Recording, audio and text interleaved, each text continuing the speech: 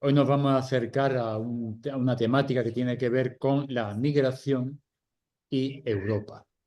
El título de la misma es ¿A dónde vas, Europa? Hacia dónde nos encaminamos, y sobre las políticas de migración y en estos tiempos que parece destinados a la desesperanza. Ahora veremos a ver si hay algún tipo de esperanza que podamos rescatar.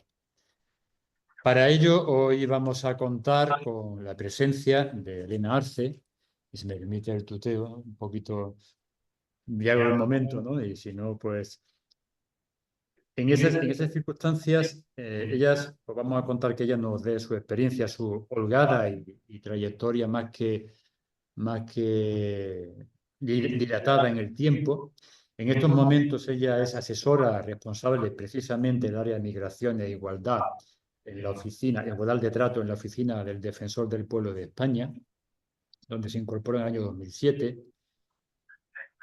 Con esta oficina, con esta defensoría o como en la oficina del Defensor del Pueblo, ha elaborado también una serie de informes, por ejemplo, por citar alguno, la trata del ser humano en España en el 2012, Víctima Invisible, el sistema de asilo español, la migración en Canarias en el 2021. También ha realizado diversas misiones internacionales con otras instituciones análogas al Defensor del Pueblo, tanto en Marruecos, Armenia, Turquía, Macedonia del Norte. Ha participado también en la Red Europea de Instituciones Nacionales de Derechos Humanos, en la Federación Iberoamericana de Ombudsman, en la Asociación de los Ombudsman del Mediterráneo. No me puedo quedar sin decir que ha sido, mejor dicho, es abogada, aunque esté en otra trayectoria, porque ser abogado es que no se lo pone y es como la toga, no te la puedes quitar, ¿no? Es una cosa que yo creo que hay que reivindicar, y ella lo ejerció durante 12 años, pero sigue siendo abogada. Ha sido miembro de la Junta de Gobierno del Ilustre Colegio de Abogados de Córdoba, ha sido profesora de la Escuela de Práctica Jurídica en dicha corporación y ha formado parte de la Subcomisión de Extranjería del Consejo General de la Abogacía Española. También ha sido profesora asociada en la Universidad de Loyola y es doctora en Derecho por la Universidad de Málaga, con un tema que creo que a ella le encanta, ¿no? Y creo que es un tema que te toca el corazón, el alma y el compromiso, que es su tesis, la dedicó al menor y extranjero, dos lógicas enfrentadas. Creo que sobre los mal llamados menas es un tema que a ti te toca bien, bien tocado y con mucho compromiso por ello, ¿no? Ha tenido también grandes reconocimientos y bien merecidos. Los que la podemos conocer hace tiempo, los que nos honramos de conocerla hace tiempo, sabemos que siempre ha apuntado maneras. Y ahora, pues, evidentemente ha tenido un reconocimiento, por ejemplo, en el 2020, que fue premiada con el Premio Derechos Humanos de la Abogacía Española y también con dos cruces con distintivo blanco de la Orden del Mérito, tanto de la Guardia Civil como de la Policía, ¿no? Merecido porque siempre ha tenido un compromiso y la solidaridad siento como una bandera que ella ha tenido, y desde luego en este momento, pues con más razón, está dedicada en cuerpo y alma a estas cuestiones. Pues antes de darte paso, y ya te voy a lanzar una cosa que te estaba comentando antes, así antes de empezar, hace unos días, hace unos días, ayer precisamente me saltó la propaganda de la CER, de la Comisión Española de Ayuda al Refugiado, y nos preguntaban en esa campaña: si te obligaran a renunciar a un derecho humano, ¿cuál elegirías y por qué, no? Oh. Y yo no sé por qué a mí esto me saltó a la memoria Europa precisamente, si es que nos están pidiendo que empecemos a eludir, que empecemos a renunciar a derechos, y en este caso con las migraciones. Dicho lo cual, Elena, mil gracias, bienvenida a tu casa, y el espacio es tuyo. Muchas gracias, Antonio, por la presentación. Se le ha olvidado uno de mis títulos más importantes, que somos amigos desde que éramos chicos y voluntarios en Manos Unidas, que es donde nos También. conocimos.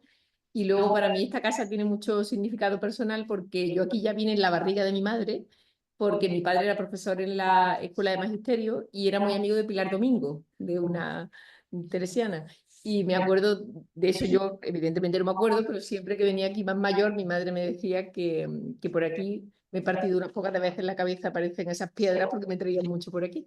Y luego fuimos vecinos muchos años, porque yo fui voluntaria en la Asociación Pro Inmigrantes de Córdoba, aquí en la calle Martínez Rúquer, y muchos años venía también por aquí con Antonia Valencia, y con con Ascensión, que eran voluntarias en API. O sea que tengo mucho cariño a la institución y me trae muy buenos recuerdos. Y me acuerdo especialmente hoy mucho de Aspen, que sé que le gustaría, le encanta. Vamos, sé que nos está viendo aquí y algo tendría que decir sobre lo que diga, casi seguro. Porque en estas cosas uno puede saber mucho, tener un currículum con muchas historias como las que ha contado Antonio, pero yo creo que si algo nos une a las que estamos aquí es nuestra fe cristiana y el saber dar un poco razón de nuestra esperanza, ¿no? O sea, el título ya es terrible, ¿no? De tener que hablar de la Europa de la desesperanza. Pues si como cristianas no somos capaces de poner un poquito de esperanza en el sitio donde estemos, qué triste, ¿no? Y bueno, yo he tenido una semana muy mala de trabajo, con lo cual efectivamente el título ya es lo que a mí me faltaba para rematar la semana, hablar de desesperanza. Pero venía pensando eso en el tren, ¿no? Si nosotros no somos capaces y ahora que todo el mundo vengo de la copa de Navidad de la institución en la que trabajo, empiezan ya a explicar por qué no tienen que decir feliz Navidad, sino felices fiestas, y tú ya dices, es que nos estamos volviendo, ¿no? Que qué pena que no seamos capaces de, donde haya un grupo de cristianos, sin tener que explicar lo que celebramos, qué pena, qué pena que no podamos, simplemente por lo que hacemos, ¿no? Que la gente nos dijera a nuestro alrededor de ese grupo en el que estábamos, que era muy gracioso porque parece una competición de ver quién no dice Feliz Navidad, quién la dice, qué significa. Una de los cargos políticos que hay allí felicita por el niño Dios, la otra felicita por la solidaridad de los pueblos, y yo vengo todo el día pensando eso, ¿no? Qué triste, ¿no? Qué pena que los cristianos nos tengamos que reconocer por quién dice Feliz Navidad, ¿no? Y yo creo que deberíamos reconocernos más por lo que hacemos que por lo que decimos, ¿no? Y a lo mejor muchos de los que no se les cae el niño Dios de la boca en todos los días, tampoco es que sea un ejemplo, y a lo mejor que Hola. felicita por la solidaridad de los pueblos, a lo mejor está más cerca de lo que Jesús hubiera dicho, no sé, esa era como mi reflexión hoy, ¿no? Entonces, efectivamente, hablar de la Europa de la ¿Hay desesperanza, alguien? pues es que es una realidad, pero yo creo que tiene que ser una realidad que a los cristianos Hola. nos interpele, y digamos, y en medio de todo esto somos capaces de dar razón de nuestra esperanza, pero esa fe que creo que compartimos todos, casi todos los que estamos aquí, no puede ser solo que yo soy niña de la esclava, mis monjas me enseñaron a que una fe sin obra no es nada, pero que también una fe sin un mínimo, no voy a decir la fe necesita datos porque no lo necesita, pero no a todo el mundo se le puede pedir que explique la fe de la misma manera. A los que tenemos una formación universitaria se nos debe pedir que seamos capaces de acompañar lo que hacemos y lo que decimos con ciertos datos, ¿no? O con, a poder ser una ocurrencia. Y en materia de migraciones, a mí me da la impresión de que todo el mundo habla de la ocurrencia, de mi primo me ha dicho. Yo tengo una tía en Montilla que sostiene que los rumanos han invadido su pueblo. Ya lo sostiene y te lo explica. Está convencida de que los rumanos han invadido su pueblo. Entonces te lo explica y te dice, pero vamos a ver, ¿cuántos? Vamos, que lo sé perfectamente. En la calle tal hay por lo menos 100. En el ambulatorio, pues eso lo dice mi tía en su pueblo, que tampoco hace daño a nadie porque tiene 80 y tantos años. Y si ella piensa que su pueblo lo han invadido los rumanos, pues tampoco quiero decir, lo puede seguir pensando sin que pase nada. Pero cuando la presidenta de la Comisión Europea dice que Rusia utiliza a las personas migrantes como herramienta para desestabilizar a Europa, pues ya deja de ser la ocurrencia de mi tía de Montilla y pasa a ser algo que deberíamos empezar como a preocuparnos. Entonces yo creo que en esta Europa de la desesperanza en la que estamos, gran parte del problema lo tiene no ya ese discurso del odio, que el discurso del odio, pues las que estamos aquí sentadas no lo compartimos, por tanto no me voy a Una dedicar ahora a mala. hablar del discurso del odio, que pasa como cuando los curas estos cuando van a misa y riñen a los que no van a misa. Tú dices, esta parte me la salto, porque los que estamos aquí un jueves a las 7 de la tarde es porque nos interesa este tema. Pero sí creo que tenemos mucha responsabilidad en cómo nos informamos y en qué bulos o qué realidades no desmentimos. Y hay veces que no las desmentimos simplemente porque no las sabemos. Y eso sí es una responsabilidad que pienso que tenemos todos muy grande en el típico WhatsApp que te reenvían, que es de disparate, en la comida de Navidad en la que todos vamos a caer, por más que vayamos en momento zen, a hablar con el cuñado de turno sobre su opinión, sobre si hay... y ahí sí creo que tenemos mucha responsabilidad, ¿no? Y en un sitio como este, en el que me consta que hacéis esto desde el rigor y desde intentar informaros bien, yo os quería proponer empezar hablando de unos datos, ¿Que lo pones de en unos marcha? datos ¿Que que yo calienta? creo que no voy a decir que Sí, por todos los eso te he tengamos que dicho una tener buena. apuntados, pero sí creo que de vez en cuando los deberíamos releer. He cerrado la puerta Antes de para que los no se datos voy salga. a El recomendar el libro calorcillo. que tenéis que comprar sí o sí para esta Navidad y yo propondría que lo encargara y se regalara como por muchos. Se llama A ver. 22 mitos sobre la inmigración, el tema que más nos separa. Ahora le voy a dar a Antonio para que lo dé, es de un Uy, sociólogo holandés. Es muy largo, es un rollo los 22 vale. mitos, me los traía para contar los 22, pero si da tiempo luego os comento. Y Aquí sí que además te voy a quería poner la hacerlo estufa, ¿eh? como no diciendo que son mitos, ¿Esta sino que no? si uno lee el inicio de la página cuando este señor habla, dice, ah, pues yo estoy de acuerdo con esto. Y de repente uno lee y cuando termina de leer las dos páginas dice, pero qué tontería estaba pensando. Y así lo hace con 22 mitos. De verdad que merece la pena que lo leáis. Pero con ese libro vais a aprender muchísimo más de lo que yo os pueda decir en Pues este rato, pero empieza yo a sí quiero deshacer. compartir para la reflexión con la idea de que a las menos cuarto, menos 10 me callo y charlamos. El 1 de enero de 2023, la Unión Europea tenía una población total de 448 millones de habitantes. Ah, Primer ya. dato, 448 millones de habitantes. Si os pregunto, ¿cuántos inmigrantes hay en la Unión Europea? Ah, Porque pues parece tienes que que no haber estamos dicho y lo hubiera invadiendo, ¿no? bajado de Esto arriba. está lleno de gente. ¿Cuántos inmigrantes No, hay en la yo Unión no sé Europea? lo que Sí, tenemos más o menos. aquí y lo que no. Yo no tengo tan buena Personas memoria. de Tú creo terceros que tienes estados. Quiero decir que memoria no y yo sean, no. Y y además ahora no quiero voy a decir que no discutir. O sean sea que belgas, vuelvo arriba y alemanes, cojo un de cuchillo, los que que no acabo nos antes. asustan. ¿Cuántos hay? De los 448 millones de personas que viven en la Unión Europea, que somos nacionales de la Unión Europea, ¿cuántos son inmigrantes de África, de América, de Asia? Más o menos. Estas sí. ¿Están frías? ¿Cuántos? No, pero De puedo subirlas y bajarlas 448 luego, ¿no? millones. Cuando Hombre, estén si hubiera un fresquitas, pues está millón, bien. era para corrernos a gorrazos si estamos aquí todos sentados, ¿no? Están Porque frías, esto es pero un no tema, me están trae a la este hombre de temperatura de la Madrid, nevera. estamos aquí todos, estos señores Los puedo conectados. sacar allá afuera y Pues si entonces sí. habláramos de un Si los millón, sacamos fuera, no, sí. ¿no? Porque tenemos un problema muy gordo. Que ¿Nos no sé si invaden o no hay nos fueguiente invaden? de este. Pero el Si hay discurso follete. general, ¿cuál es? Bueno, pues de 448 millones de habitantes a 1 de enero de 2023, datos oficiales, no de Aquí, ninguna aquí. ONG rara, sino datos oficiales, hay 27 millones de personas nacionales de terceros países, es decir, no alemanes que se muevan a Alicante a tomar el sol. 27 millones. De 448 millones, hay 27 millones de personas que viven en la Unión Europea que en principio no tienen derecho a estar aquí. ¿Por qué no tienen derecho? Porque nosotros vivimos en un espacio de libertad, seguridad y justicia, no sé si lo habéis notado, pero desde hace unos años vivimos en un espacio de libertad, seguridad y justicia que se llama Schengen, la mayoría de Europa, no toda Europa, Sí. incluso dentro de los europeos hay clases. Los de la Europa del Este todavía no viven todos en el espacio de libertad, seguridad y justicia, pero nosotros estamos aquí en el sitio principal. Vivimos en el espacio Schengen y ese espacio Schengen es un espacio de libertad, seguridad y justicia. ¿En qué consiste fundamentalmente este espacio? Pues para que nosotros podamos vivir en libertad, seguridad y justicia, hay un montón de millones que no pueden circular por nuestras casas. Para que nosotros podamos vivir tranquilos y podamos montarnos un avión, seguro que las que estáis aquí recordáis cuando para ir a Francia o a Portugal había que llevar el pasaporte. Pues esa maravilla que es ahora, que tú te subes en el avión y acabas en Ámsterdam y vuelves y vas a ver a tu niña que está de Erasmus en no sé dónde, esa maravilla, sabéis que hace unos años no era así, no tanto, había que ir con el pasaporte a todos sitios.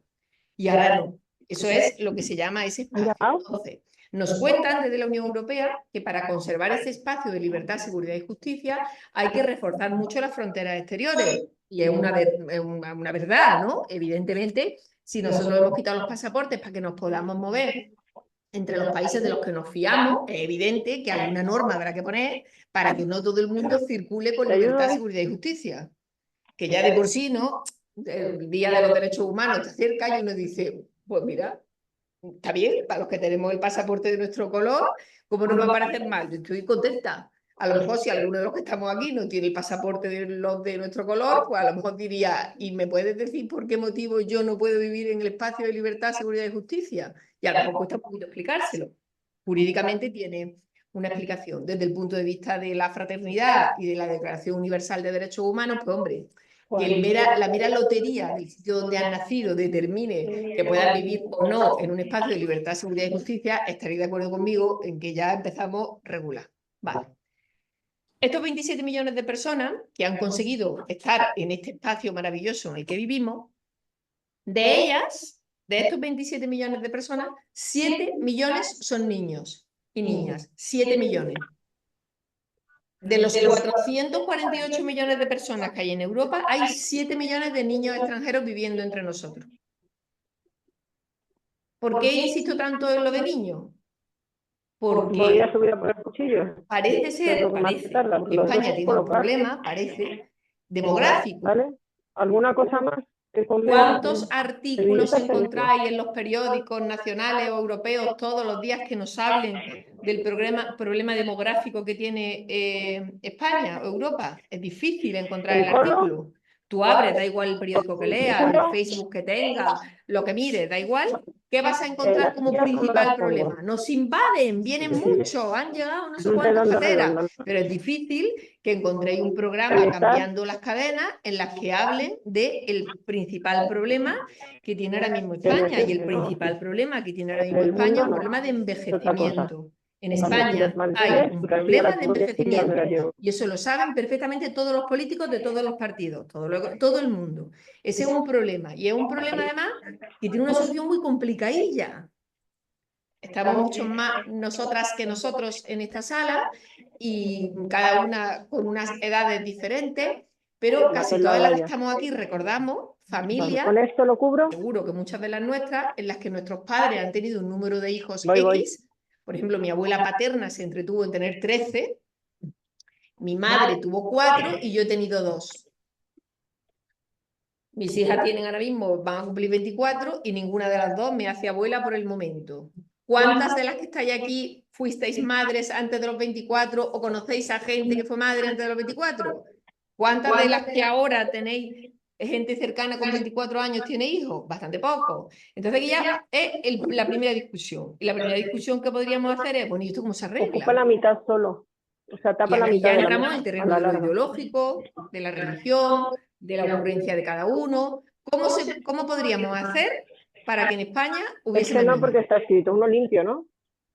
Vale. Pues teniendo más niños, ¿no? Quiero decir. Entonces a mis hijas, alguien les tendría que obligar a tener hijos, si queremos que sean españolas y no perder ciertas costumbres. Porque parece que es un problema gravísimo. Debemos conservar ciertas costumbres para que España no se pierda.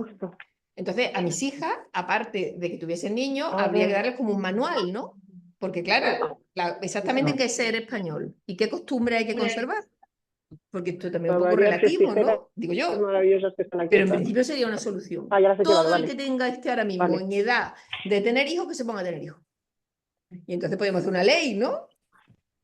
Eso ¿cómo lo veis? Pero bueno, en principio es una buena solución, ¿no?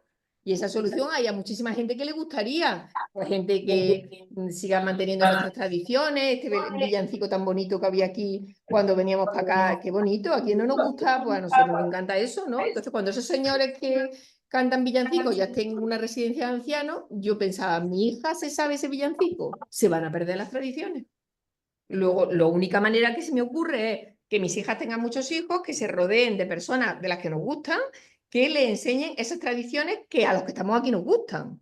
Que luego a lo mejor hay gente en España que opina que ese villancico es un horror y que lo que hay que enseñarle es a cantar el aurrescu ese que cantan los vascos, ¿no?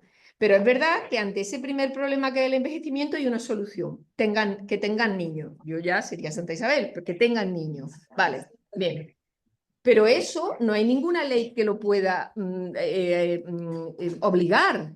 Pero en principio estaríamos todos de acuerdo que qué bonito sería que en España las españolas tuvieran más niños. ¿Quién no está de acuerdo con eso? ¿Me parece bien? Ahora, yo me tendría que haber aplicado el cuento a mí misma. ¿Por qué tuve 2?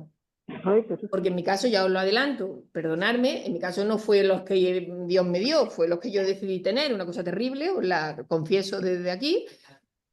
Efectivamente, yo decidí no tener más. Terrible, pero yo lo decidí. Entonces, ¿cuántas de nosotras hemos decidido no tener más hijos? Unas pocas, ¿no? De esto podemos seguir no hablando. Y yo además tomé otra decisión. que decidí que quería trabajar en la calle. Decidí que yo no iba a quedar en mi casa cuidando niños. Terrible, pero yo lo decidí. Y esa decisión llevó a que para que en mi casa estuviese la comida en su hora, la ropa estuviera limpia, pues tuve que contratar a una persona. Que me gustan a mí las españolas. Como una española hacer cocido no lo hace nadie. A mí esto ahora de que tenga que venir aquí a cuidarme una que no habla mi idioma, yo no. Yo quiero una de Córdoba. Segunda cosa que podríamos intentar arreglar. Vamos a decidir que las empleadas de hogar sean todas del lugar donde sea mi necesidad. Yo quiero que a mi niña le enseñen y le den de comer la gente de mi pueblo. Y en principio, pues no está mal, ciertamente. Es mucho más fácil que tú puedas entenderte con una persona que, vamos a decirlo de tu cultura, que me da risa, pero vale, que esté cercana. Pues da la Las casualidad. dos, la otra está ¡Ay! bien así de larga. ¿Qué cosa, no? Luego ahí le pongo ¿Cuántas un de las chiquichiqui empleadas o de hogar de algo y a nuestras madres la... y de nuestras abuelas no eran del pueblo de al lado? Pues la inmensa mayoría. Y ahora tenemos, pues no hay. Me gustaría que hubiera. Pues en principio no tengo nada contra una señora que sea de la otra parte del mundo, pero en Vale, pero principio me me es más fácil, me entiendo voy primero mejor por el, me voy explicándole a a la por el señora del cuchillo. pueblo de al lado cómo a mí me gusta que se haga el Vaya a ser cocido. que Pues si es viene que no alguien es más, nada eche la malo, es que mano. es verdad, ¿no? Sí, sí, Pues no sí, hay. sí. ¿Esto cómo lo solucionamos? Una ley, bueno, ya claro, la residencia nos vamos, pero ya los niños también los mandamos a una residencia, es complicado. Esta solución ya no se tiene teniendo más niños. ¿Yo cómo arreglo que las empleadas de hogar sean de mi pueblo de al lado? O sea, que es que no, es que yo estoy emocionada con que vengan de fuera, es que yo intentamos, entonces estamos de acuerdo en que eso no tiene solución, ¿no? Vale, pues estamos en un país que tiene, según los últimos datos, no llegamos a los 49 millones de habitantes, no llegamos. ¿Os acordáis cuando estudiábamos en el colegio hace un montón de años? España tiene 50 millones, España tiene 45 millones, perdón, tiene 45 millones, España llegará a los 50 millones. Pues este año, que es el año que hemos batido todos los récords de población, desde que existen desde la serie histórica, desde que se contabiliza de este modo los datos, España no llega a 49 millones de habitantes, 48.692.000. Esos habitantes son todas las personas que vivimos aquí, ¿eh? No solo los que tenemos el pasaporte de nuestro color. Hemos alcanzado el máximo de la serie histórica. ¿Este incremento a qué se debe? Pues nada, de un trimestre a otro ha habido un incremento de 86.000 personas extranjeras. 86.000, vamos, una invasión. En un país de 47 millones han llegado 86.000 extranjeros. Y ha habido 3.338 personas españolas que se han muerto. Y entonces hay 3.338 personas menos. Entonces, ante esto que podrá no gustarnos, y yo puedo entender que haya mucha gente que diga, ¿y dónde vamos a llegar? ¿Dónde vamos a ir? Yo entiendo, pero yo estoy deseando que haya alguien que dé, bueno, pues esto tiene esta solución. Y la solución es, y a mí francamente no se me ocurre, los que habéis visto la película, la serie del cuento de la criada, que a mí me traumatiza, es que es terrible, pero bueno, pues eso sería una solución. Entonces tú por ley, tú coges a mi hija y el Estado le dice, o tú pares 4 o 5 veces o te quito el carnet de española. Bueno, podría ser una solución, ¿no? Y así repoblaríamos, pero parece que eso va a ser difícil que ocurra. Ante esta realidad, para que España no siga bajando de población, hay dos maneras, ¿no? O que haya más niños o que venga más gente de fuera, ¿no? Ahora mismo, en un país de 47 millones de personas, solo hay 8 millones de niños. En un país de 47 millones hay 8 millones de niños. No hay que ser demógrafo para darse cuenta de que esto se va donde dijimos, ¿no? Es imposible. 46 millones de personas, 8 millones de niños, pues podemos seguir dándole vuelta a esto, pero es esta realidad. Niños extranjeros, ahí no llegan a 700.000. Nos invaden, pero no llegan a 700.000. A esto habrá que sumar las personas en situación irregular, que luego comentamos que son unos pocos más. Según todas las proyecciones de población que da tanto el Instituto Nacional de Estadística como la Comisión Europea, se estima que la población española en el año 2070 será muy similar a la correspondiente al 2022, muy similar. Las proyecciones, que efectivamente son proyecciones, la Unión Europea no puede saber quién va a decidir parir y cómo, pero las proyecciones que se hacen es que en 2070 no nos vamos a mover. Y que casi el 40% de la población de aquí a 30 años tendrá más de 65 años. Entonces, en vez de hablar de inmigración, en vez de... ¿No os parece que este debería ser un temazo que estuviese todo el día, todo el mundo hablando, sobre todo por las que ya nos vamos acercando a la jubilación? A mí es que yo estoy obsesionada con este tema. ¿Quién va a pagar mi pensión? ¿Quién me va a cuidar? ¿Dónde me van a llevar? Hay gente que dice que no voy a tener pensión. Yo estoy descompuesta con esto.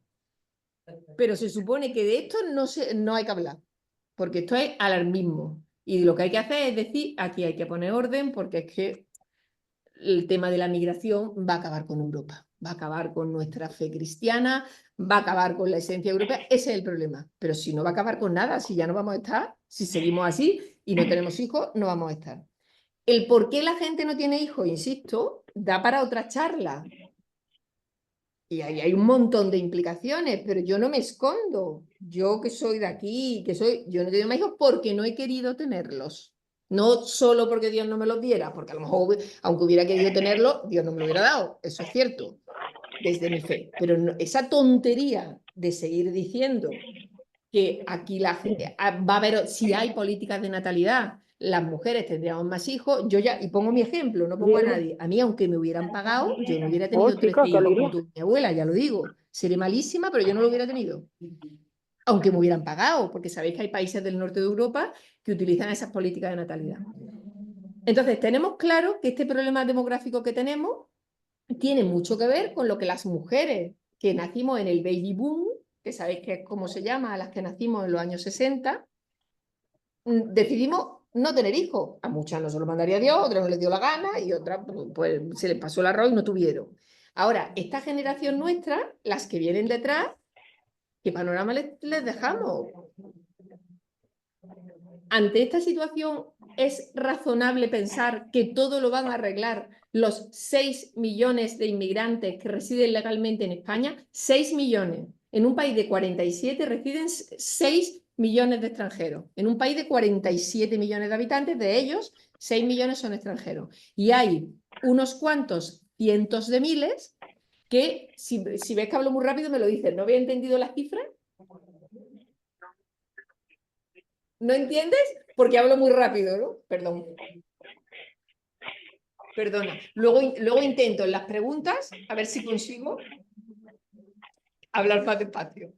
Entonces, 6 millones de personas son extranjeras. De esos 6 millones de personas, la primera conclusión que sacan los economistas y los demógrafos que están estudiando la realidad en España es que no es verdad que dependa de nacionalidades. Las mujeres extranjeras, cuando llegan a Europa, a España en particular, inmediatamente dejan de tener la cantidad de hijos.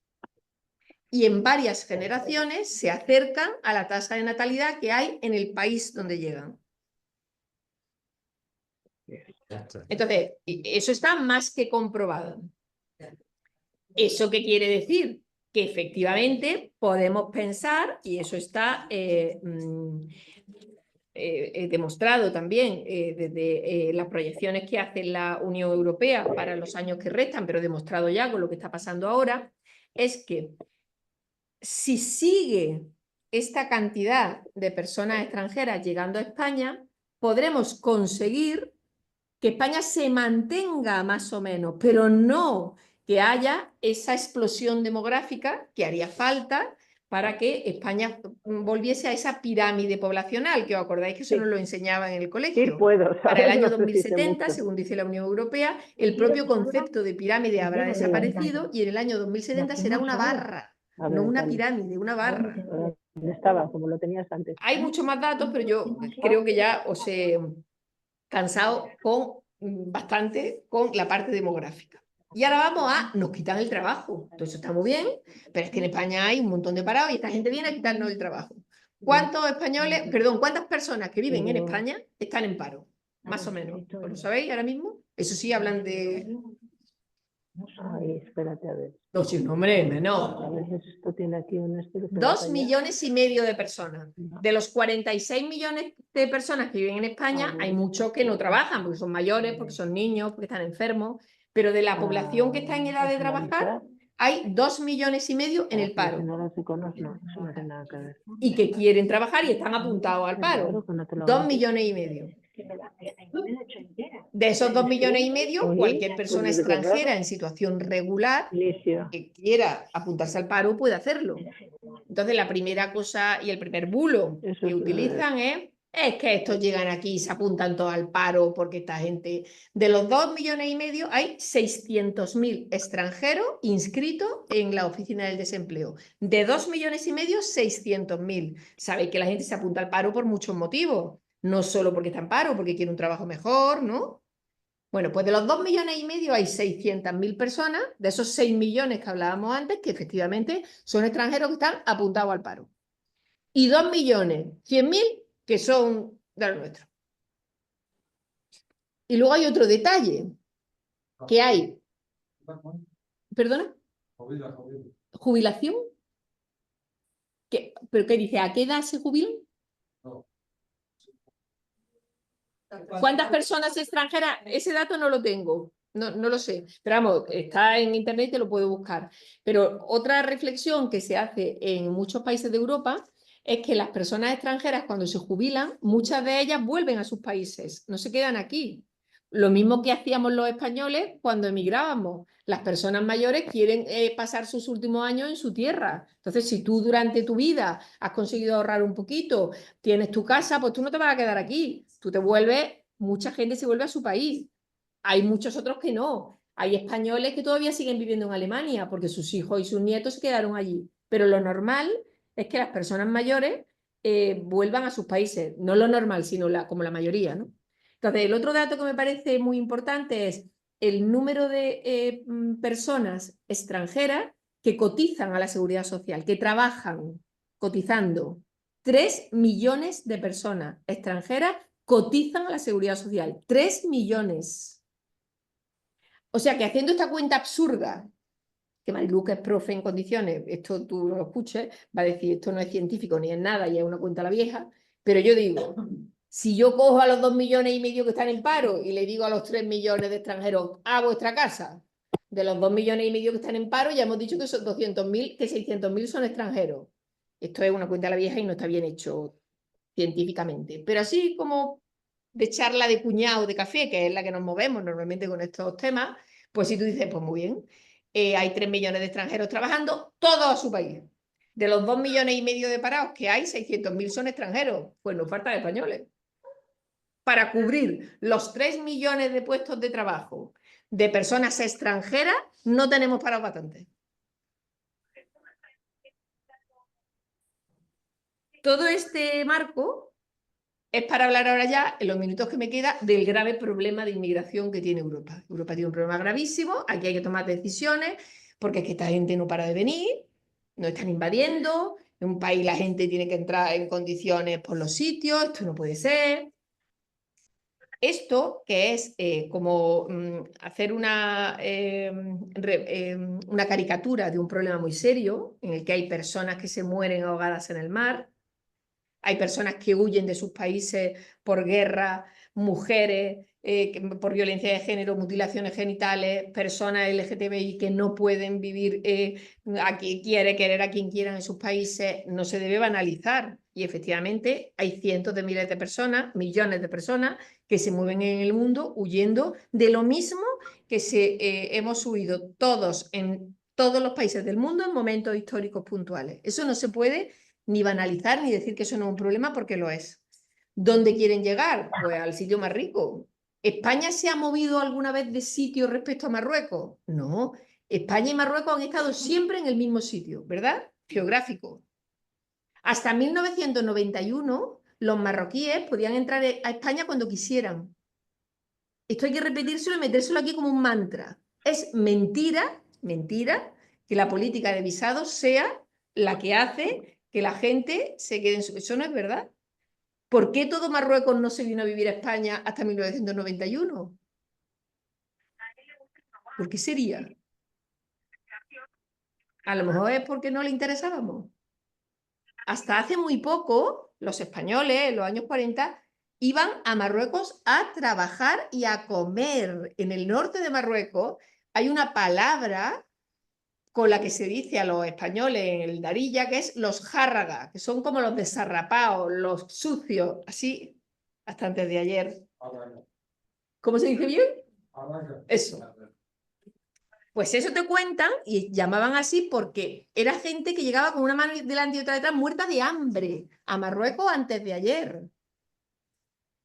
El refrán de mi abuela, no sirvas a quien sirvió ni pidas a quien pidió, es algo que yo creo que sobre todo los andaluces nos deberíamos meter aquí. Yo cuando escucho a gente de Andalucía hablar como habla de los marroquíes, a mí, de verdad, primero es de un desconocimiento absoluto de esa realidad. Y segundo, aparte, la falta de respeto, la falta de humanidad, pero es de ser tan cateto, que es de ser muy cateto. Es que hasta 1991 podían venir y no venían, porque no les interesaba para nada España. Porque no había trabajo, punto y final. Y porque hasta antes de ayer los españoles emigrábamos. ¿Por qué ahora esa obsesión? Por Dios, qué tonterías dices. Si abrimos la frontera van a venir todos. Eso no es verdad. No van a venir todos. El tanto por ciento de población que emigra en proporción a la población mundial, y eso está más que estudiado, es mínimo. Y la gente emigra por muchos motivos. En el caso de Marruecos hay otro artículo interesantísimo que le voy a pasar a Antonio, pero es de estos del país que es por suscripción, pero si alguien lo tiene, se fotocopia porque yo creo que merece la pena. Que por supuesto nadie lo ha leído, ni ese artículo ni 3 minutos, que habla de la situación demográfica en Marruecos y cómo ya hay estudios que dicen que el Marruecos de dentro de 45 años va a ser la España de hoy. Que todos los datos en Marruecos económicos de migración dicen que dentro de 45 años Marruecos ya empieza a tener una bajada de natalidad brutal y que dentro de 45 años Marruecos va a tener un problema de envejecimiento poblacional muy serio. ¿Qué quiere decir eso?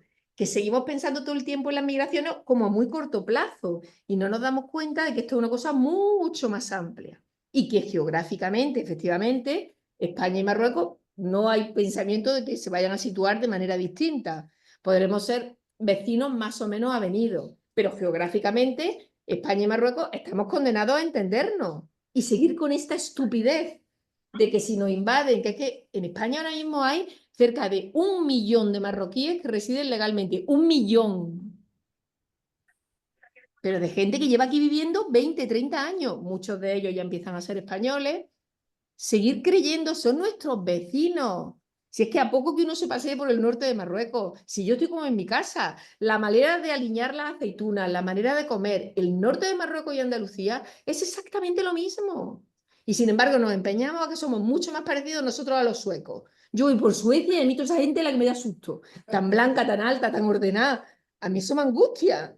Pero ahora los andaluces hemos decidido que no, que nosotros no tenemos nada que ver con esa gente. Pero ¿tú de dónde has salido? O sea, de verdad, es que yo creo que ahí hay, y en Andalucía tenemos ese gran pecado, que te cuente la gente de Andalucía cómo vivían cuando llegaban a Alemania y cómo hablaban de ellos los alemanes.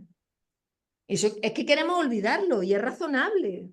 Hay un documental en Radio Televisión Española que os aconsejo, gratis, online, que se llama El tren de la memoria. Que eso debería ser de obligado visionado. Y luego hay otra serie de Canal Sur, muy entretenida de ver, de telenovela, que se llama La Mari. Y La Mari es para verla. Sobre todo yo creo que todas las andaluzas que ahora tienen empleadas de hogar de otros países, que nos parece que no entiende, que no sabe poner la lavadora, es que me la rompe, que no sabe guisar, deberíamos ver La Mari. La Mari era una emigrante de Alosno, de un pueblo de Huelva, y la Mari en cuestión nos enseña muchas cosas de la Andalucía que nos da vergüenza, que no nos gusta. Ya nosotros no queremos eso. Como si aquí las que estamos hubiésemos nacido todas por edad en casas con lavadoras. Que a lo mejor no, ¿no? Pero resulta que es que hay que saber poner la lavadora digital en el minuto 1 y si no sabe hay que ver cómo son. Todas esas mujeres, que a mí me parece que dentro de esos 6 millones de extranjeros son las que a mí más por razones evidentes, porque soy mujer, porque yo he podido salir a trabajar a la calle gracias a que han cuidado a mis hijos y seguro que antes o después cuidarán a mi madre, son todas esas mujeres fundamentalmente latinoamericanas, pero también marroquíes, sin las que la España de hoy no sería la que es. Las mujeres de mi generación hemos podido pegar ese salto brutal gracias a que nuestras casas, a nuestros hijos y a nuestras madres las han cuidado las latinoamericanas y las marroquíes. Y esa deuda es muy grande. Pero de eso no queremos hablar tampoco. Imaginaros lo que hubiera... Yo desde luego en mi vida, ya os la digo, hubiera sido posible porque yo tenía una madre que estaba súper pendiente. Pero ¿cuántas de las que habéis salido a trabajar a la calle con padres mayores? ¿Quiénes de nosotras, cuántas de las que estamos aquí ahora tenemos en nuestra casa a alguien dependiente o a un niño pequeño que lo cuida a una mujer? El calvario que se les hace pasar a esas mujeres para conservar la autorización de trabajo y residencia nos debería avergonzar como país. Lo que le hacemos pasar para mantener el permiso de trabajo y residencia, pero de eso no se habla. Y nos creemos de verdad, bueno, no, una vez que han llegado aquí, estas tienen ayuda, que esa es otra. Lo de las ayudas que les dan es como un bucle. Y que los chinos no pagan impuestos. Y esto se repite como un bucle. Y allá donde va, en el grupo, los chinos no pagan impuestos. Y cuando llegan aquí, todas tienen ayuda. Pero, y con esto termino, yo no quiero analizar los problemas que para una parte empobrecida de la población española tiene la inmigración, claro que la tiene. A mí, en mi barrio y en mi centro de salud, no tengo ningún problema. Hay personas que viven en barrios en Córdoba que ya de por sí tienen unos servicios sociales muy malos, cada vez menos médicos, unos colegios saturados, un ingreso mínimo vital que no les llega para pagar la luz. A esa gente, claro, que le afecta la inmigración. Y no es verdad decir que la inmigración es buena para todos. Probablemente puede ser buena para casi todos los que estamos aquí. Pero hay una parte de la población en Europa y en España que claro que sufre de cerca los efectos de la inmigración. Claro que no es bonito, ideal, que te llegue en mitad de curso 10 niños que su lengua no es el español a la clase donde está tu hijo o tu nieto. Claro que eso es un problema, porque efectivamente la educación de tu hijo o de tu nieto va a ser peor. No porque ese niño sea especialmente malo, sino porque tú tienes que tener mucho más apoyo. Claro que si hay un pediatra porque ya no hay niños y de repente aparecen inmigrantes con 20 niños, el pediatra a mi hijo le va a dedicar menos tiempo. Es verdad. Claro que si hay viviendas sociales y estas personas tienen derecho porque pagan sus impuestos, pequeño detalle, estos 3 millones de personas extranjeras pagan los mismos impuestos que nosotros y les retienen de la renta lo mismo que nos retienen a nosotros. Pues efectivamente, si tienen salarios bajos y tienen derecho a acceder a una ayuda social, claro que es verdad que van a competir por las ayudas sociales de las personas de los barrios más empobrecidos. Y eso, de eso tampoco se habla. O sea, el discurso buenista que podemos llegar a tener los que solamente, o los que nos ganamos la vida dando el rollo este que yo estoy dando ahora, tampoco es responsable, porque lo único que hace es enfadar a la gente. La gente más humilde te va a levantar la mano y te va a decir, pues eso no es verdad, porque en mi barrio, en el parque donde yo iba, no es que hagan nada. En el momento en que tú pongas que eso es Madrid al lado de donde yo vivo, pasa mucho, pues son 10 nenes dominicanos con la música a tu potencia y como sus pisos son muy chicos, pues se sientan en el parque con sillitas de esas plegables y el sitio donde la mujer estaba tranquila leyendo y su niño en el parque, pues ya no puede ir. Entonces esa mujer le va a decir que es muy bonito que los dominicanos vengan, pues la mujer te dirá que se vayan a tu barrio. Ese discurso del odio y ese que ha cogido como bandera la extrema derecha es un verdadero problema en toda Europa, ya se ha visto. Y eso hay que combatirlo no con qué pobrecitos y qué buenos son. Hay que combatirlo con datos y con cifras, pero también con una visión muy clara de que aquí hay que reforzar los servicios sociales, hay que reforzar los colegios, hay que reforzar la sanidad. Y me diré, bueno, pues que no vengan. Por eso me he tardado todo el rollo, por eso no he querido casi hablaros de inmigración y hablaros mucho de demografía. Pues nada, que no vengan. Si después de, afortunadamente, muchos de los que estamos aquí no veremos lo que va a pasar dentro de 45 o 50 años, ya a lo mejor no lo vemos, pero yo creo que deberíamos ser un poquito más responsables cuando utilizamos estos discursos y darnos cuenta que no estamos hablando de una cosa que va a pasar dentro de 500 años. Es que el futuro que le estamos dejando a nuestros hijos y a nuestros nietos depende mucho de esta mirada tan reducida que tenemos sobre las migraciones. Y siendo responsables, claro que no hay que decir frontera abierta. Es una chorrada. Lo mismo que decir frontera cerrada, es igual de chorrada. Pero no darnos cuenta que no gestionar bien la inmigración y el problema añadido que tenemos en España es que esta manera de cómo está nuestro Estado a nivel estatal, autonómico y local, pues es una irresponsabilidad, porque el Estado, que es de quien tiene las políticas de inmigración, que no las de integración, pero sí las de inmigración, es quien acaba decidiendo que en Córdoba se pone un centro de 200 o en Socuéllamo meten a 50 niños. Pues efectivamente que claro que eso puede ser un problema para un pueblo, para un barrio. Tú no puedes meter 200 personas sin hablar con el alcalde, con la comunidad autónoma, para intentar ver, no, que la gente se asuste, se va a asustar siempre. Pues lo mismo que se asustaban de los inmigrantes españoles, los suizos, cuando a las 10 de la noche hacían tortillas de patata. No sé si habéis visto otra recomendación, Un franco, 14 pesetas, que es una película súper divertida y que merece la pena verla. Pues el suizo a las 10 de la noche no podía soportar más los gritos de los españoles. ¿Quién en nuestras casas no acabamos siempre diciendo, por Dios, no gritéis más? Es que donde estamos los españoles se nota. Cuando salimos de viaje por Europa, ¿quién es el único que pega voces? Entonces, para nosotros esto es como normal. Como problemas de convivencia siempre va a haber. Y con culturas diferentes y personas con costumbres diferentes, ¿cómo no va a haber problemas? Y todos preferimos estar con gente que no nos da miedo, pero el miedo a lo diferente lo tenemos todos. Cuando viajamos al extranjero todos, no es que le tengan miedo a esa persona, sino que no controlan los mismos códigos culturales, ¿no? O sea, todo eso es un reto. Que a mí el reto de la integración y el reto de la convivencia me parece que es donde más podemos hacer nosotros, porque con las políticas no podemos hacer nada, podemos hacer cosas, pero no tanto. Pero en dar lección de cómo convivir, yo sí creo que tenemos un reto muy grande. Ahora, pensemos un poquito cuando decimos, pues que se adapten. Si vienen aquí, tienen que adaptarse a lo que hay. ¿Qué hubiera pasado si en los años 60 a la mujer que freía tortilla de patata en Suiza le habían dicho, pues solo harás tú en tu casa, aquí a comer mantequilla y a las 6, porque te tienes que adaptar? Algo tan como la comida, que es como lo más cercano a nosotros. ¿Vosotros imagináis lo que tiene que ser irse a otro país y que por decreto decidan que por narices tienen que comer pan las criaturas todos los días y no arroz? Esta es la costumbre. Esto de arroz todos los días, no. Que es difícil, ojo, gestionar la convivencia de un sitio grande, pero yo es que siempre pienso en cuando me bajo de un avión en el aeropuerto, yo lo primero que hago como una loca es comerme una tostada de jamón serrano y de aceite, me da igual, aunque haya estado 3 días en Bruselas, yo vuelvo con mono. Y yo siempre pienso, y mira que si yo me fuera a vivir a Marruecos ya me dijeran que por narices y por adaptarme no puedo comer yo jamón serrano. Pero esas cosas son las que yo creo que hacen que la convivencia en la gente sea la más difícil, ¿no? Que es lo más sencillo, pero que yo creo que aquí nos podemos identificar muy bien uno a otro, ¿no? Y hablamos de la cuenta -5, dígame bien. Preguntad lo que queráis o charlamos o me decís.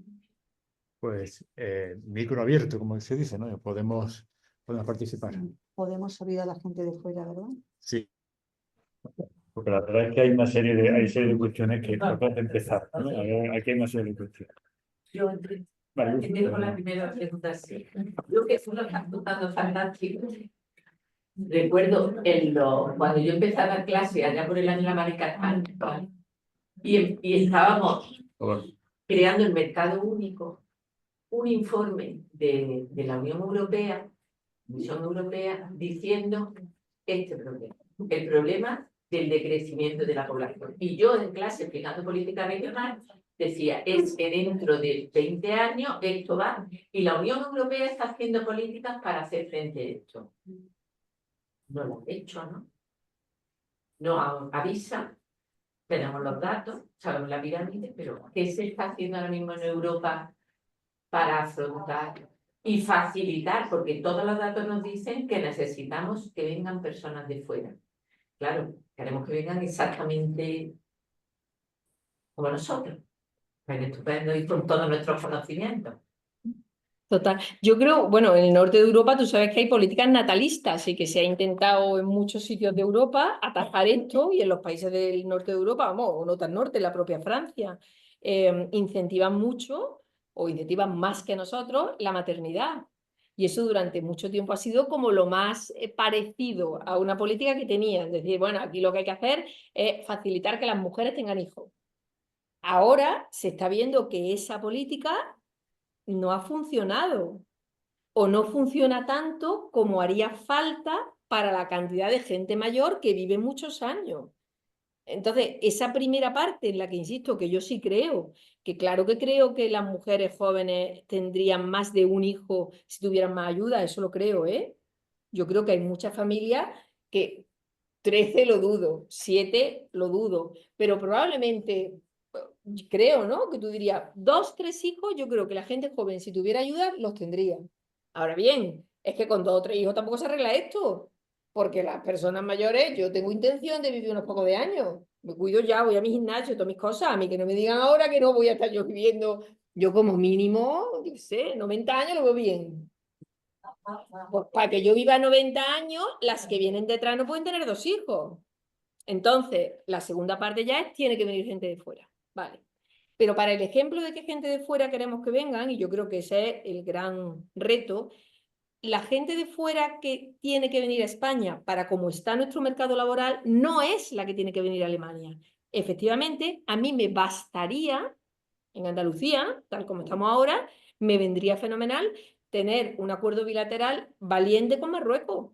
Muchísimas personas marroquíes no vivirían con toda su familia en Andalucía si las dejaran ir y venir. Si estamos al lado, la gente vendría a trabajar, que tú dejaras que esta gente trabajase unos meses al año, que no les obligara a pasar la angustia que pasan para renovar sus permisos porque las obligamos a estar aquí un montón de tiempo. Entonces, ese proyecto piloto, esas políticas con datos, yo sí creo que desde las comunidades autónomas del sur de Europa se debería ser valiente y plantear proyectos pilotos así, que no se va a acabar el mundo. Para hacer eso, tú te tienes que sentar con el Estado, que es el que tiene central, que es el que tiene las competencias en política migratoria. Pero yo sí creo que no es verdad que la política migratoria europea, y sé que decir esto es ya, te corren a gorrazos, pero lo sigo pensando, no es verdad que pueda haber una política migratoria europea única, no es verdad. Para que pueda haber una política migratoria única, nuestras economías y nuestras sociedades tendrían que ser más parecidas y no lo son. Alemania necesita otras cosas. España, con un estado de bienestar tan débil, necesita un tipo de familias y de inmigración muy diferente. Porque nosotros no tenemos nada. A ti, estás empadronado en Córdoba, ¿qué derechos te da? ¿Así se ocurre a vosotros algún derecho que tengáis por estar empadronado en Córdoba? Entrar gratis en la catedral. Por ejemplo, 1. 2, a mí que vivo al lado de la corredera, entrar con mi coche hasta mi casa, que está prohibido el tráfico. Sin embargo, estar empadronado en Bilbao te da unos derechos. Solo por el hecho de estar empadronado en Bilbao tienes ayuda. O sea, en un país como España se ve muy bien, dentro de nuestro país, que es de los más pobrecitos de estado de bienestar en Europa, en la propia España, los derechos básicos de ciudadanía o de vecindad, por decirlo de alguna manera, está muy vinculado a los ricos que sean nuestros ayuntamientos. A nosotros que nos importa en Córdoba, ese padrone quien quiera, si total, quiero decir, ¿qué te dan para entrar a toda la catedral? Pero en Bilbao no es el debate. En Bilbao te dicen, que me vienen aquí y que con un año o 2, no me lo sé, pero con un tiempo de empadronamiento tienen derecho a un ingreso o a un salario. Y sin embargo, es muy curioso, el País Vasco ni de lejos es la comunidad autónoma que tiene más inmigración. Porque es evidente que la gente no emigra para vivir de la ayuda. Evidentemente no. Como en todas las partes hay extranjeros delincuentes, sinvergüenzas, simpáticos, artistas, emprendedores, lo mismo que hay españoles. Pero pensar que alguien va de una parte a otra del mundo para vivir de la ayuda de España, todavía, si a mí me dieran, tú dices, no, es que te dan 3.000 euros cada vez que pares. Pues si yo tengo 20 y tantos años, pues a lo mejor hasta yo me hubiera planteado irme a Suecia para decirme dan 3.000 euros por cada niño y un piso gratis.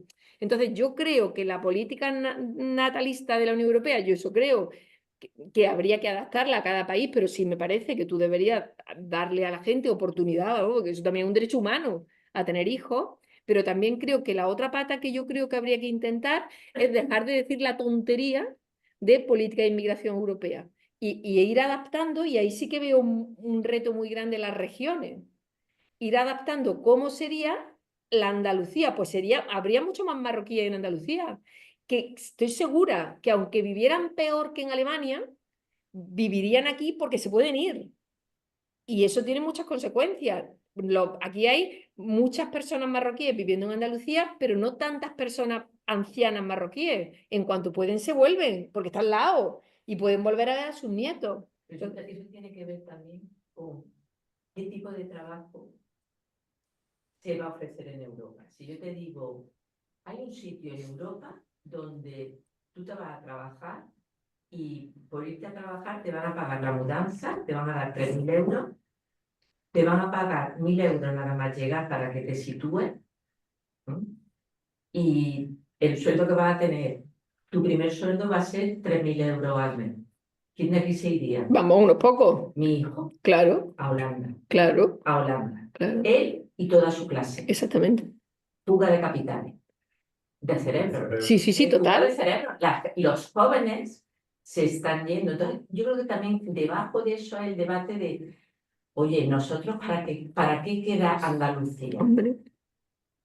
Bueno, claro. Y entonces, sí, nosotros no somos de turismo, somos otra cosa. Me parece muy Ni de bien. agricultura, somos otra. No, es que Es que somos lo que somos, Es que queramos o somos no. lo que somos. Pero como Alemania, que ha decidido dejar de... Alemania decía que no era un país de inmigración hasta después de la crisis siria. Decía que eran trabajadores invitados. Y estaba en la Constitución alemana. No somos un país de inmigración, cuando tenía no sé cuántos millones. Y ya han decidido, bueno, venga, lo reconocemos, vale.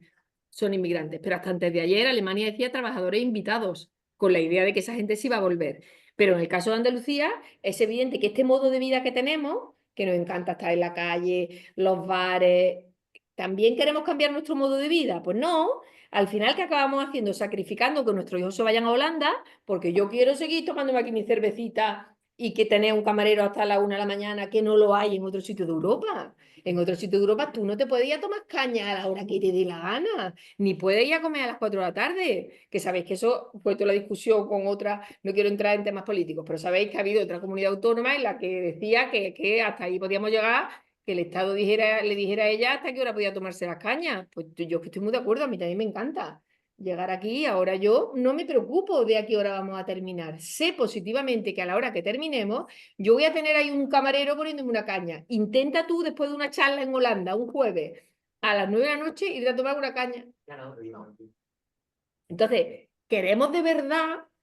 O sea, ¿estamos dispuestos a afrontar ese nuevo modelo productivo que sería yo quiero ser como Holanda? Que tampoco tengo muy claro que económicamente Andalucía tenga tejido para hacer eso, ¿no?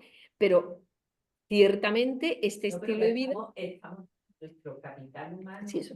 y la gente formada y no nos hacemos el harakiri. No, no. O sea, que yo tengo 3 hijos. Yo he batido los récords. Creo que soy Mira, la muy que más bien. ha tenido aquí. Te lo Y agradecemos, la te lo saca, agradecemos. ella también. Y la tampoco de 108 creo. Digo yo, bueno, pero que de 3, 2 están fuera. Claro, Uno en Holanda y otro en Suiza. claro. El capital humano que voy dando. Sí, con sí, toda total. la información. Solidaria, ¿eh? Eso es. Pagado todo. Total. Sí, es un problema. Fuera, fuera. A ver si hay algo en el Yo chat. te voy No a sé, voy a hacer una pregunta un poco, yo no sé si uno es demasiado utópico, pero al hilo de todo lo que estamos hablando, porque claro, la política general europea no tendría que tener en cuenta todo esto para equilibrar o para buscar, primera cuestión. Y lo segundo, supuestamente Europa nació por una idea, ¿no? Una idea que se suponía que después de la experiencia de la guerra mundial y tal, pretendía que aquí fuera un remanso de paz y de derechos humanos y todo ese tipo de historias. A la vista de algunas políticas muy recientes, Italia ha decidido que los migrantes, personas que vengan, mientras estaban pidiendo asilo y tal, pues que en lugar de estar en el país se los lleven a Albania, podemos pagarle a Turquía. ¿Qué pasa en Europa? Aparte de todo esto que estamos aquí comentando, ¿hay alguna movida en Europa que no somos conscientes? ¿Estamos evolucionando hacia otra cosa? Hombre, yo creo que aquí se está viviendo a nivel de discurso político lo que se vivió en Europa en los años 30. Hitler no nació hoy para ayer. Quien sabe un poquito de historia de Europa, lo que pasó en Alemania con Hitler fueron muchos años. 20, 30 años, hablando de quiénes eran el chivo expiatorio en esa Europa de los años 20, quiénes tenían la culpa de todo. Y si tú lees, que también son un poquito más densos, pero merece mucho la pena, unos libros de Hannah Arendt, de una filósofa de esa época, judía ella también, aunque también muy denostada por los propios judíos, pero merece la pena. Hay trozos de los libros de esa mujer que te pone la piel de gallina, que tú dices, si yo le quito la palabra judío y pongo la palabra inmigrantes, que da susto. Entonces, ella cuenta cómo, en el origen del totalitarismo, cómo llegó Europa a creerse de verdad que la culpa de todo lo que le estaba pasando, que le estaban pasando muchas cosas, económicamente en los años 20 y 30 en Europa pasaron muchas cosas y efectivamente hubo una crisis brutal, crisis de valores, crisis económica.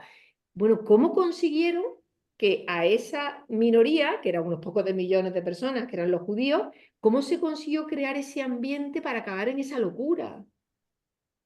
Que yo no quiero banalizar, ¿eh? Y no estoy diciendo que se parezca lo que le hicieron a esa gente a lo que está pasando ahora con los judíos, no, con lo que está pasando ahora, porque eso también me parece un peligro. Pero ¿no dais cuenta que ahora mismo estamos en que en todos sitios se empeñan en hablarte de la inmigración? La paranoia esta de que los rusos nos están, que es uno, pero que eso está si ponéis en internet, ¿qué están haciendo los rusos para desestabilizar Europa? Mandar inmigrantes. Entonces, es que eso asusta. Si tú dices que los rusos son los que hacen que la gente llegue por manadas en pateras, ¿tú cómo no te vas a asustar? Tú vas a una isla como el Hierro, donde viven 14.000 personas, 14.000, y de repente han llegado casi 40.000 personas a esa isla. Esa gente, ¿cómo no se va a asustar? Entonces, si tú además bueno, esto lo manda Europa, con esta gente hay que tener mucho cuidado, porque todos son muy buenos, pero tú cómo sabes, estos tienen formación militar, y tú empiezas de repente ya a escuchar y dices, ¿y si es verdad? ¿No? Ahora, creo que eso es una responsabilidad grandísima de los medios de comunicación y de este estado que nos están haciendo a todos de decir, ¿y si fuera verdad? ¿Y si me van a invadir? Y es verdad que mientras menos seamos y más niños diferentes haya en los colegios, tú vas por ciertos barrios de Madrid, aquí no pasa tanto, pero en ciertos barrios de Madrid es que ya hay uno o dos, todos los demás hay gente de fuera. Pero es que ante eso podemos hacer que, como vamos, y en Ceuta y Melilla, nosotros no es que tengamos un problema, es que tenemos un laboratorio de ideas que eso da a 25 universidades. Poquísimos estudios sé yo de lo que pasa en Ceuta y Melilla. En Ceuta y Melilla hay una población mayoritaria musulmana española. ¿O es que también vamos a decir que no son españoles? Ahora, el nivel de marginación que tiene la población musulmana en Ceuta y Melilla es para hacer un estudio grande. Son tan españoles como nosotros y hablan el mismo español que hablamos nosotros. Todo igual, pero que son musulmanes. Y el nivel no quiero decir de inquina, porque me parece muy fuerte, pero sí de, bueno, españoles, pero tú, ¿de dónde dice aquí que españoles tienen que ser nada más que los que son como nosotros? Y para mí ese es como el gran reto de Europa, el creerse que los valores europeos se identifican con un grupo concreto. Que lo fueron, porque efectivamente los valores cristianos, claro que fundaron Europa, así que eso es una verdad. Pero un valor cristiano no acoger, eso digo yo, ¿no? Que entre los valores cristianos de Europa, pues uno será el de la acogida, ¿no? Precisamente tendría que ser uno de los referentes para otra cuestión, ¿no? Sin banalizar Sin banalizar. el reto para la convivencia que supone que las personas migrantes vayan a los mismos barrios de las mismas ciudades. Eso no hay que banalizarlo. Pues Y eso eso es un ese problema. sería el ejemplo francés, ¿no? A lo mejor la política de cercarlo en un barrio, permitir una norma, digamos, legal interna, por lo que no entendamos, ¿no? A lo mejor también la integración es otra cosa, ¿no? Bueno, se habla del no modelo español. Ya hablan de que en España, con la cantidad de inmigrantes en proporción que recibimos en unos pocos años, aquí no ha habido los problemas, a salvo esta tontería, que matamos a unos cuantos en el Ejido en el año 2000, pero eso tampoco hablamos. O de este señor que hemos decidido que cumpla una condena en prisión por islamista, que lo que es un enfermo mental, que efectivamente dijo Alá, como un enfermo mental de Córdoba, diría la Virgen del Carmen o lo que sea, y nadie diría que es un integrista católico, ¿no? Con todo mi respeto, este señor es un enfermo mental de nacionalidad marroquí que efectivamente tuvo un problema muy gordo que mató a un sacristán de una iglesia. Enfermo mental y marroquí. Pero ahora decidimos que es islamista. Pues si fuera el de aquí, ¿cuánto hay aquí en la iglesia que están todo el día entrando y saliendo? ¿Son extremistas cristianos? ¿Alguien tiene que ver con la Virgen o porque lleva una cruz? ¿Alguien dice que alguien que mate a otro enfermo mental es un problema? Ahora, si el tema de la religión no somos capaces de diferenciar un poquito lo que significa. Y desde luego, nosotros los cristianos, en fin, ahí creo que se nos debería escuchar un poquito más. ¿A qué queremos jugar? ¿La religión dónde la dejamos? ¿En lo público o en lo privado? Si es lo público, tendrá que ser la de todos los vecinos, ¿no? Con respeto. Si aquí hay una mayoría, pues en Semana Santa nadie dice que no se haga. Pero tú qué estás diciendo, que todas esas personas que profesan una religión diferente a la nuestra no tienen derecho a expresarse en público. ¿De verdad? Como cristianos, ojo, que hay muchos países donde los cristianos no pueden ir a misa, ¿eh? ¿Queremos eso? Y mira que nos rezamos por los cristianos de las iglesias perseguidas. Y está muy bien, ¿eh? Que yo digo, pero creo que ahí la tolerancia religiosa o la libertad religiosa es un reto inmenso, que en Francia, como es un país laico militante, se ha resuelto muy mal. Pero es que aquí no tenemos ese modelo. Sitio a los que no tendríamos que, digamos, fijarnos para no hacer. Vamos a aprender de eso. Bueno, hay gente que opina que deberíamos fijarnos, Claro. porque hay gente que opina que todo el fenómeno religioso debería permanecer en la esfera de lo estrictamente privado. Yo no sé Menos las procesiones de Semana Eso sí, Santa. eso sí, eso para todo ya. Bueno, y aquí en Andalucía, a ver cómo hace eso con las procesiones. Bueno, claro, pero te dirá mucha gente, pero eso son procesiones de Semana Santa, estamos hablando de religión, o sea, otra cosa.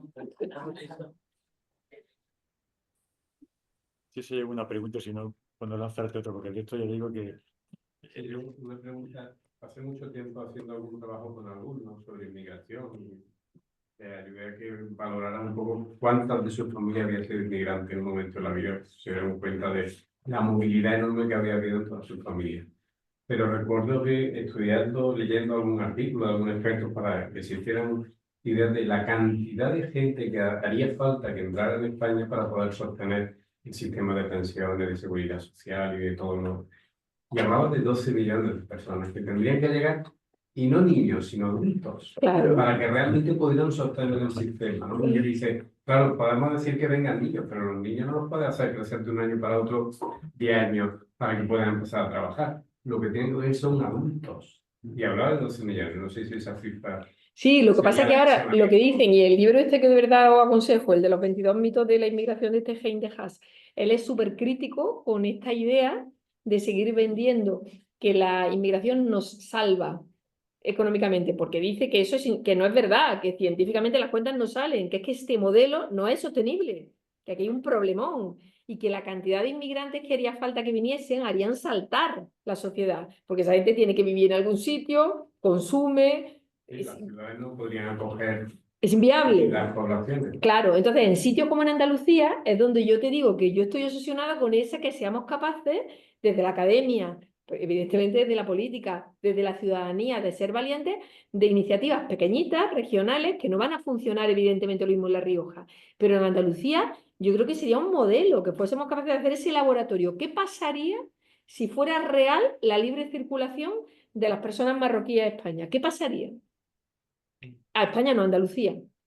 Y cambiaría Andalucía, porque hay muchas familias marroquíes que no vivirían aquí todo el año, vendrían a trabajar y se volverían. ¿Y cuál sería el impacto para el desarrollo del norte de Marruecos? El desarrollo humano, no lo económico, el humano. Que esas madres pudieran estar en sus casas, que no destrozar muchas familias como se destroza ahora, pero eso tú hablas de esto y te miran como diciendo, pero es que no es verdad, es que no queremos recordar que hasta 1991 no había avisado y Algeciras y Tánger estaban en el mismo sitio. Y eso está poquísimo estudiado desde el punto de vista andaluz. Ahí os miro. una pregunta de... Sí, dándole vueltas a eso que decías, que la situación de la inmigración no es lo mismo en cualquier barrio. Yo pongo un ejemplo muy concreto. Una familia que tiene un niño, una familia de origen español que tiene una criatura en un barrio donde hay un peso de inmigración importante. A la hora de ir a la guardería, la entrada de la guardería va por puntos y el número de hijos puntúa. Cuando esta familia no tiene acceso a la guardería porque tiene solo un hijo y la marroquina de la esquina sí porque tiene 3, entiendo que esa Claro. familia eche pestes Claro, contra la inmigración, porque siendo española del país no tiene acceso a que su hijo vaya a la guardería porque solo tiene uno. Está Es clarísimo. un caso real, Que ¿eh? no, Con nombre y pero es que apellido. así hay de todo lo que quieras. Cualquier política que quiera incentivar o que quiera poner familias monomarentales, temas de violencia de género, cualquier tema, pero eso socialmente está más que estudiado y eso es así. Pero luego, lo siguiente estudiado que aquí no hemos visto todavía, porque no ha llegado a tanto, pero en Estados Unidos está súper estudiado, los que luego son más anti-inmigración son la segunda generación de inmigrantes. Así. Los cantidad de votantes de Trump que eran inmigrantes, porque bueno, han visto lo que les ha costado, han visto que... Entonces, ahora, ¿la solución cuál es? Pues bien, entonces, dígasele esto a la población. Si usted no quiere tener este problema, política de puerta cerrada. Aquí no viene nadie. Ejemplo, Japón, que es un ejemplo de país de estudiar. Que Japón decide, que esto está súper bien explicado en el libro este de Hein de Haas, tiene esa política, que me da igual, que aquí no viene nadie. La política esa del hijo único, que allí no hay, como en China, pero en la práctica culturalmente son de tener pocos hijos, viven muchísimo, una cantidad de ancianos solos, verdaderos problemas sociales. Pero ese modelo existe y es un Japón. Pero hombre, España, con la tradición que tenemos, en fin, parece difícil que nos vayamos a convertir en un país como Japón, difícil la situación geográfica. Entonces yo creo que es tener muy claro que las políticas públicas tienen que tener siempre en cuenta a estos nuevos vecinos, que es que me da igual de donde sean, y eso en los ayuntamientos tienen mucha responsabilidad, son los nuevos vecinos. O sea, es que a ti te podrá gustar más o menos, pero es que Córdoba es lo que es. Yo, eso que decías de Ceuta y Melilla, he vivido en Melilla en mi infancia hasta la universidad. Y ciertamente la entrada de a Marruecos era como ir al pueblo de al lado. En ningún momento, cuando yo era digo, ¿qué diferencia? Ni vaya ni no vaya. Es que era muchas veces ir a Nador a comprar porque había mejor comercio en Nador que en Pues ya no Melilla. puede ir, No. ya está cerrado. Ciertamente es un cambio radical. Tampoco yo no me acuerdo de haber vivido. Yo era pequeña y joven, pero problema de invasión, ¿no? Era Bueno, normal. pero en la Melilla de hoy, efectivamente, es otro tema, pero esto es un reto para España, y es que nos pone frente al espejo de nuestra hipocresía. Son tan españoles como nosotros, musulmanes. ¿A qué jugamos ahora? ¿A decir que no son españoles?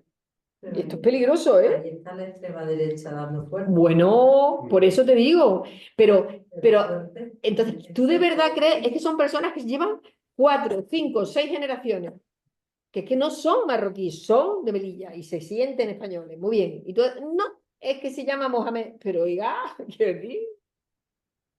Eso es un verdadero problema. Y ese laboratorio, ese índice de fracaso escolar brutal en esos colegios, porque son personas españolas cuya lengua materna no es el castellano. En sus casas hablan otro idioma, pues como pasa aquí en Euskadi y en Cataluña, que en fin, un poco españoles son. Entonces, el índice de fracaso escolar que tienen esos coles y cómo esa población, sin llegar a la barbaridad de Francia, pero cómo esa población siente que solamente está en su Melilla, es brutal, y eso en Melilla y tú lo conocerás, esos sitios, cómo se socializan de manera diferente, no se mezclan, es brutal, ¿eh?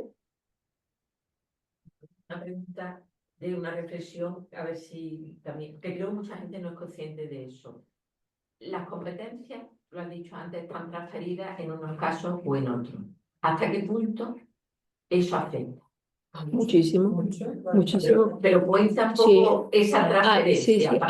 Hubo un proyecto que se cargaron, el de la Agencia Española de Inmigración, que ahora podría ser Agencia Española de Movilidad Humana, es lo que yo sueño, que algún político me escuche, que es como me parece que habría que llamarlo, en el que tendrían que estar implicados varios ministerios. Que por supuesto la visión de seguridad es importante, claro que a mí me interesa la opinión de un policía sobre cómo controlar las fronteras, me interesa la de un demógrafo, la de un profesor de universidad, me interesan muchas opiniones como político, pero ahora no, ahora eso está residenciado solo en el Ministerio del Interior, pero todas las competencias de acogida que tienen que ver con la cantidad de personas que Europa no es capaz de devolver, hay un montón de personas en Europa que están aquí sin tener autorización para estar, porque no es posible devolver a la cantidad de personas que entran de manera irregular. ¿Por qué? Porque los países de donde vienen no lo identifican, porque el país de destino no le da la gana de aceptarlos. Por ejemplo, en Senegal es un verdadero problema nacional. En Senegal la gente se echa encima del gobierno que admite que Francia les mande a un avión con 200 y el gobierno senegalés le dice, claro, por el pequeño detalle, que eso Marilu lo explica mejor que yo seguro, de esto de la pesca, de ¿no? quién está quitando las cosas de, no sé si os suena, ¿no? Que sabéis que comemos pescado que viene de allí, ¿no? Y que estos cayucos tan bonitos, pintaditos que vienen a Canarias, que, no es, que esos cayucos no lo hacen para traer inmigrantes, que es que antes pescaban. Y hay una cosa que se llama pescanova, me suena, ¿no? Y entonces pues tú escuchas y reportajes de esos que interesa ver, ¿no? Entonces tú dices, anda, mira tú, que no es que se hayan puesto de acuerdo para invadirnos, que es que antes estos señores pescaban y ya no pueden pescar y no pueden pescar, que yo no voy a entrar, pero quiero hacer demagogia sobre ello, pero creo que tiene algo que ver las empresas europeas que van allí. Y resulta que como ya tenían el barco, pues donde metían el pescado, meten gente y efectivamente son pescadores que utilizan muy bien esa ruta y no os podéis imaginar qué cantidad de patrones de barco hay metidos en la cárcel en Canarias con condenas larguísimas por tráfico de inmigrantes. Y son personas, pescadores, que dejaron de pescar e hicieron eso. Entonces, para mí, la clave de que esto el Estado tiene que tener el control de fronteras es evidente.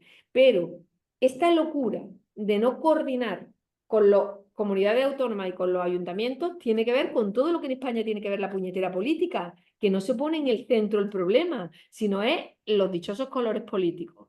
¿Qué político de una comunidad autónoma quiere decir, visteis lo de la alcaldesa esa de Alcalá de Guadaira, del Partido Socialista, la que montó cuando le llevaron allí ahora hace nada a un centro de 100 y pico personas, socialistas, igual que los otros. Y esta salió en los medios de comunicación diciendo que a ella no le había avisado nadie. Como política, ¿qué sabe? Pues me corren a gorrazo lo de mi pueblo como yo diga que me gusta el centro. O sea que me da lo mismo que sean los míos. Yo como alcaldesa, que quiero seguir siendo alcaldesa, lo que voy a decir es, nadie me ha avisado. ¿Es razonable que tú te traigas a un sitio, a un Alcalá de Guadaira, a 100 personas, sin sentarte con la comunidad autónoma y organizar? Tienes que organizar la sanidad, la escolarización, y eso no son capaces. No ha sido capaz ningún gobierno de España. Están los instrumentos, están esos instrumentos de coordinación, pero la coordinación es voluntaria, como el horror ese del reparto de los niños. Que eso jurídicamente es imposible, tal como está el estado de las competencias en España. Eso en cuanto salga lo van a recurrir y lo recurrirán los catalanes y lo ganarán, porque eso no se puede hacer. Pero de verdad es razonable que no sepamos sentarnos, porque volvemos otra vez, en cada comunidad autónoma habrá un interés. Aquí hay una aldea, que no me acuerdo ahora del nombre, al lado de Baena, ¿cómo era el nombre? Nos dijeron, Albendín, no, Albendín, que el alcalde de esa aldea se ofrece una casa para que vaya una familia con 2 niños, porque como no consiga 2 niños más para el curso que viene, le cierran la escuela. Entonces, si tú tuvieses ese sistema de coordinación que debería estar pues, dentro del ministerio ese del reto demográfico, la transición, como hay uno, ¿no? Que se llama del reto.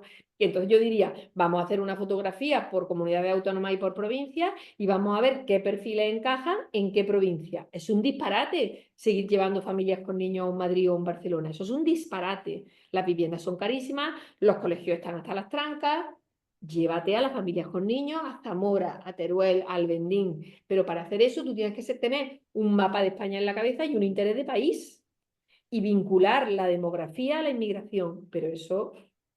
Pero te digo, no va por colores políticos.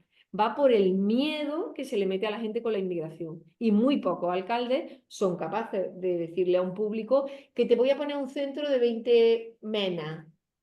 A ver quién. Y te voy a contar lo bonito que va a ser para tu barrio. No quiere. Pues no sé si preguntarte por la reforma de la ley nueva de extranjería. Del reglamento. Bueno, es que es como muy técnico así, no creo que tenga mucho interés para ellas, pero realmente la reflexión es una reforma de un reglamento hecha por el mismo gobierno en la que se vuelve otra vez a la historia de restringir, limitar, hecha por el mismo gobierno, ¿eh? Porque el otro ministro, perdona, Escrivá, que sabéis que no era del Partido Socialista, que era independiente, y era un hombre que tenía una visión empresarial, o sea que ideológicamente no hacía esto por la solidaridad, pero lo tuvo muy claro. Él intentó facilitar todo lo que era la parte económica de la inmigración. Y eso ha sido súper contestado dentro del partido y mucho votante, y sobre todo los sindicatos, totalmente en contra. de eso, porque los sindicatos no están de acuerdo con que se diga que en España hace falta mano de obra. Con todo el laberinto que ya había, digamos, administrativo, lo digo por la realidad tú decías antes, de los formularios, los documentos. Sí. Ahora encima la persona queda siempre aislada y los intereses son otros. Total. O sea, que son otro tipo de historias las que Hombre, funcionan. ahora hasta el 20 de enero el plazo para que se pueda recurrir ante el Tribunal Supremo el reglamento, que lo pueden hacer quien tenga legitimación, las entidades, y yo en eso también soy un poquito crítica con las entidades sociales, ¿eh?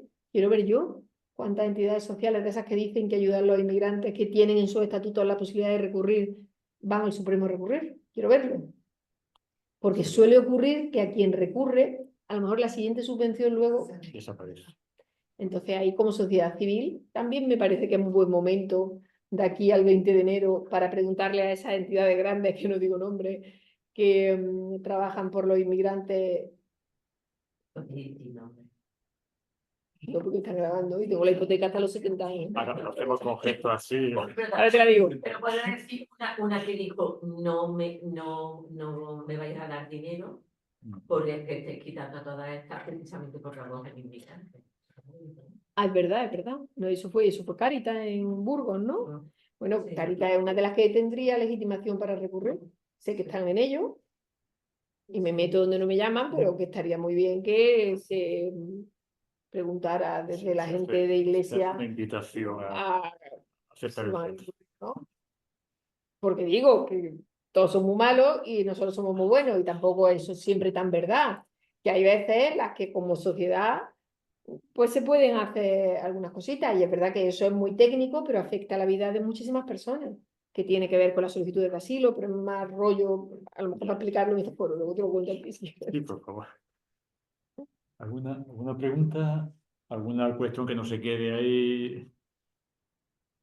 Parecer la claridad de la exposición, el lenguaje inteligible para los que no conocemos tanto estos temas, y bueno, agradecerte un montón. A vosotras por la paciencia, por aguantar el rato que voy a aguantar.